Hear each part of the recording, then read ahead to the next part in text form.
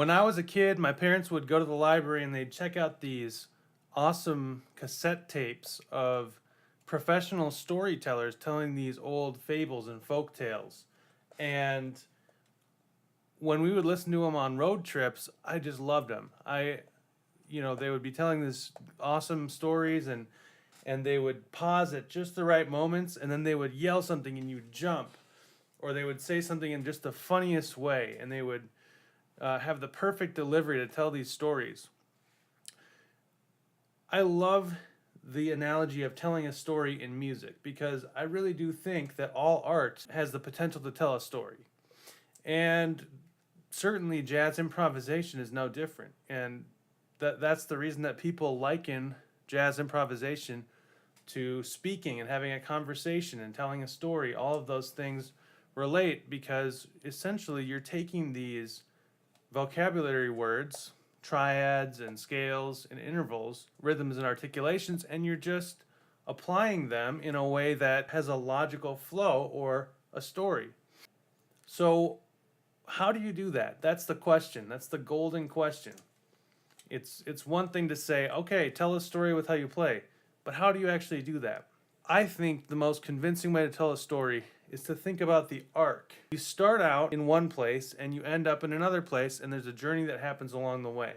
So there's a lot of different ways that you can go about doing that. Some stories are more even and steady, and they have little peaks along the way, little valleys, and it kind of just goes like that.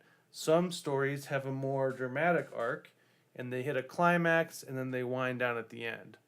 It all depends on what the situation is, what the song is, and what you want to convey artistically. So what I thought I'd do today is just improvise a solo and try to embody this concept. And then afterwards, I'll talk a little bit about what I was thinking about, and hopefully you can take that information and use it in your own solos. So I'm going to play, how about Stompin' at the Savoy, one of my favorite swing tunes. I'm just going to play a solo over these changes, and I'll play the last A of the head first, and then I'll just jump in.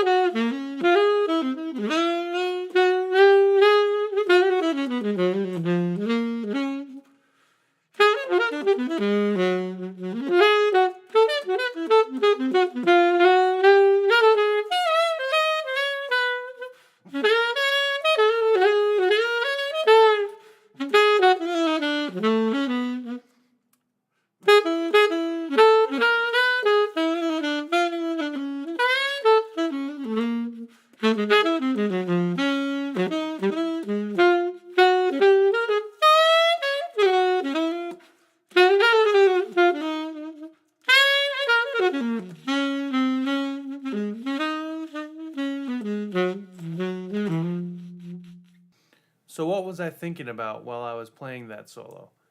Well, the first thing is thinking about motivic development. So I try not to get too far ahead of myself in the arc of the solo, and I do that by just playing one simple phrase and then leaving some space and then playing something that relates to that phrase. So you heard me do a lot of blues licks, playing using the minor third over the major key, so it's kind of a quote unquote blue note. So that's something that I kept bringing back time and time again. So once you do something once, if you like it, you can bring it back again and do it throughout the whole solo. And the cool thing is, you can get a lot of mileage out of that one idea. So you can play it in all sorts of different ways, different rhythms, different registers of the instrument.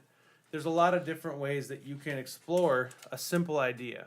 The biggest mistake we make as improvisers is when we just go crazy, when we just go nuts and we just play everything we can possibly play at all times. I mean, I know from experience that that's one of the pitfalls of improvising. We all do it. And there's sort of this temptation to just play everything you know. But the most captivating stories leave the audience wanting more. So you play a motive, you leave space, you play around with that motive throughout the whole solo. And it's important not to just be married to that motive the whole time. I mean, you can play other stuff in between so that it's not just the same thing repeated over and over again. You gotta have some transitional material too. But the important thing is that motive is a lot of times what gives the solo some structure, some glue. And it's like a character in a movie. You keep seeing that character over and over again. That's part of the analogy of telling a story.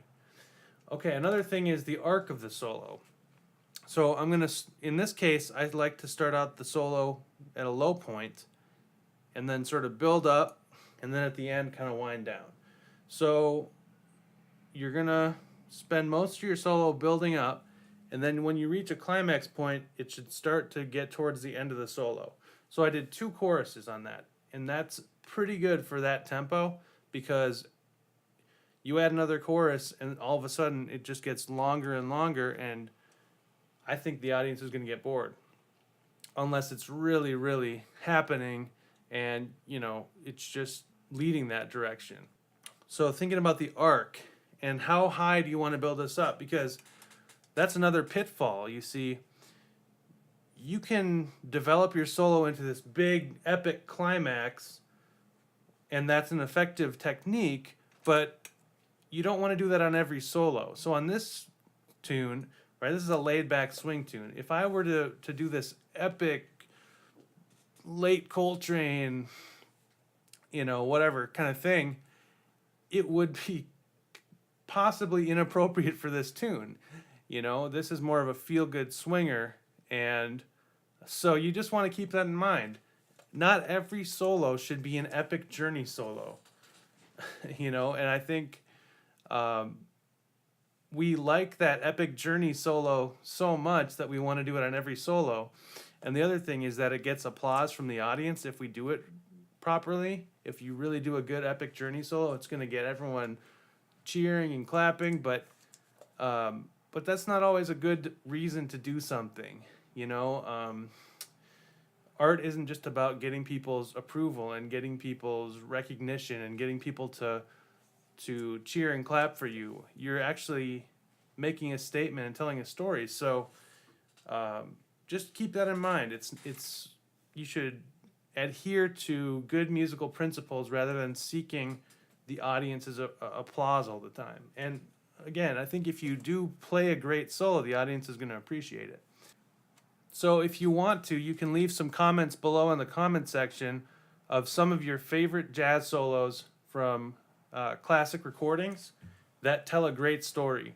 I'll name a couple myself. There's always Sonny Rollins on St. Thomas.